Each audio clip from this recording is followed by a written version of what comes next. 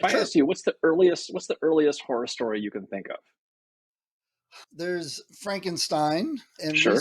recently I've been reading Vampire from Polidori, uh, Uh-huh. and Camilla. I read those when I was doing a lot of vampire stuff. But you go all the way back, and you got Gilgamesh, which is horror There you story. go. Okay, yeah, That's where I'm going. People think Frankenstein, people think Dracula. People don't think, if I say, what about the Odyssey? The guy you got curses the giants. gods and the gods curse him back.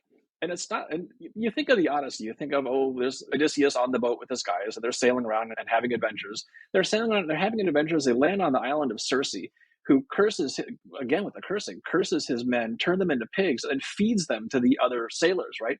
That's horror. They Yeah, go a little further, and they end up on the Isle of Polyphemus, this giant who traps them in the cave, gets drunk, eats them live, right? Eats them. There's a description in the story where he gets so drunk he starts vomiting up parts of guys, right? And then they get him back by sharpening this stick, stick him right in the face with it, his eyeball, and that's gross and sad. And you shoot forward a few hundred or maybe a couple thousand years further, you got things like Beowulf, which again is seen as yes, an epic adventure story. The first couple chapters or stanzas or whatever you call them in that kind of poem are about Grendel, who's essentially Jason Voorhees, in another timeline, storming into the Hall of Hera and tearing these Vikings limb from limb. absolutely.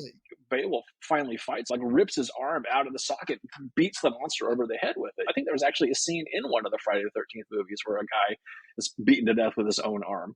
And this is something I've been thinking about for a while now, and is actually very much an influence on the next book